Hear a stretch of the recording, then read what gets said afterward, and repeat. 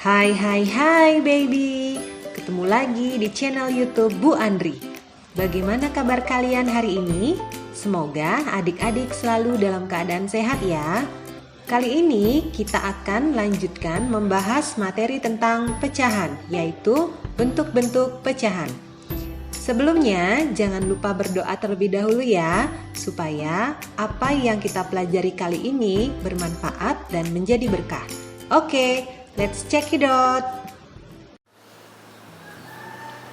Om Swastiastu, selamat pagi anak-anak. Ketemu lagi dengan Ibu Andri. Jadi kita lanjut ke video kedua, masih membahas materi matematika tentang pecahan. Nah, jadi yang akan kita bahas kali ini adalah tentang bentuk-bentuk pecahan. Oke, adapun bentuk-bentuk pecahan itu bisa dibagi 4. Yang pertama adalah pecahan biasa, yang kedua pecahan campuran, yang ketiga pecahan desimal, dan yang terakhir adalah bentuk persen. Oke, kita bahas yang pertama. Itu adalah pecahan biasa. Nah, pecahan biasa itu dibagi menjadi 2, yaitu disebut pecahan murni dan pecahan tidak murni. Nah, pecahan murni itu jika angka pembilang lebih kecil daripada penyebutnya. Jadi mungkin adik-adik udah masih ingat ya yang Ibu bahas di video pertama. Jadi angka pembilang dalam pecahan itu adalah angka bagian atas, sedangkan penyebutnya adalah angka di bagian bawah. Nah, untuk pecahan murni contohnya adalah 2/5. Nah, 2/5 angka pembilangnya yaitu angka 2 itu lebih kecil dibandingkan angka bawah atau penyebutnya yaitu angka 5. Nah, contoh lain itu adalah 6/7 dan 8/11. Nah, jadi ini adalah contoh-contoh dari pecahan murni. Selanjutnya pecahan tidak murni. Nah, kalau pecahan tidak murni pengertiannya jika angka pembilang itu lebih besar dibandingkan angka penyebutnya. Contohnya adalah 5/2. Nah, angka atas yaitu pembilang itu angkanya lebih besar, sedangkan angka bawah penyebut yaitu angka 2 itu angkanya lebih kecil. Nah, jadi ini kita sebut sebagai pecahan tidak murni. Nah, contoh lain ada angka dari pecahan tidak murni ini adalah 7/3 dan 11/8. Nah, kemudian yang kedua itu adalah pecahan campuran. Pecahan campuran pengertiannya adalah pecahan yang terdiri atas bilangan bulat dan pecahan. Contohnya 24/7. Nah, jadi di sini ada bilangan bulat yaitu angka 2 dan pecahannya yaitu 4/7. Ya. Jadi 24/7 ini adalah termasuk contoh pecahan campuran.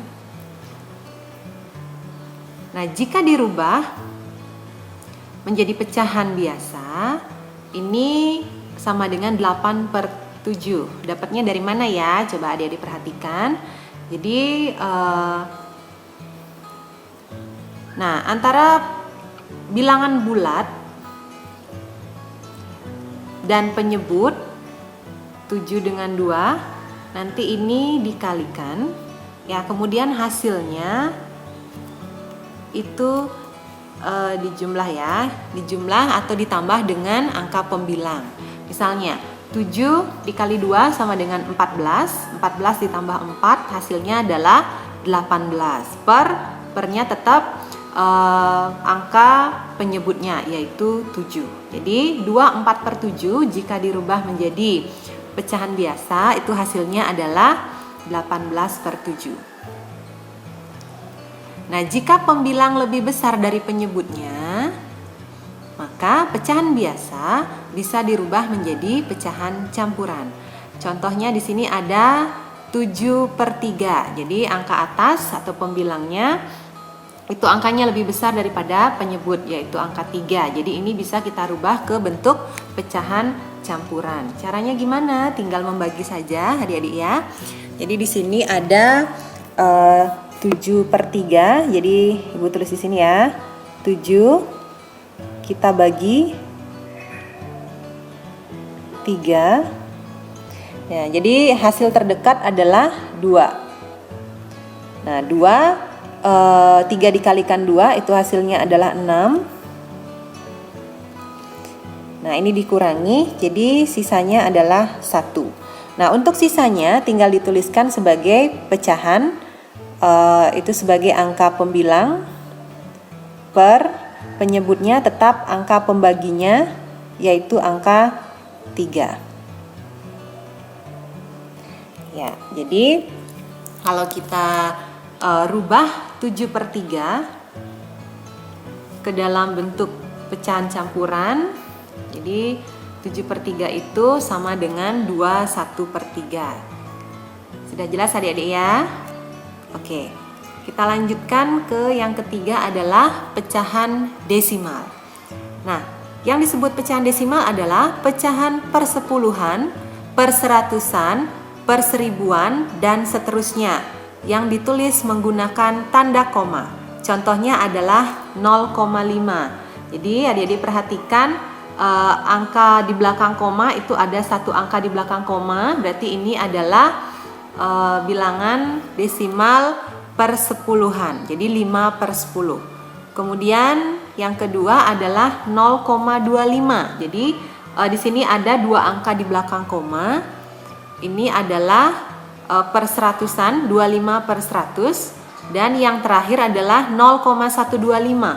Kalau 0,125 di sini ada 3 angka di belakang koma, ya. Jadi yang diperhatikan adalah jumlah angka di belakang koma. Karena 3 angka di belakang koma, jadi ini 3 angka di belakang koma tadi ya. 3 angka di belakang koma, jadi ini nanti hasilnya adalah per seribuan, jadi 125/1000. Nah, jadi itu untuk pecahan desimal. Dan yang terakhir adalah persen. Nah, persen adalah bentuk lain dari pecahan berpenyebut 100, dan persen ditulis dengan lambang persentase. Contohnya di sini ada 4%. 4% kalau kita rubah ke dalam bentuk pecahan jadi 4/100. Kemudian contoh lain ada 15%. Nah, kira-kira kalau 15% gimana adik-adik? Oke, kalau 15% itu berarti 15/100. Ya, jadi nanti silahkan adik-adik dilatih lagi tentang soal-soal bentuk-bentuk pecahan. Ya, sampai di sini dulu video kita kali ini. Sampai jumpa di video selanjutnya. Selamat belajar.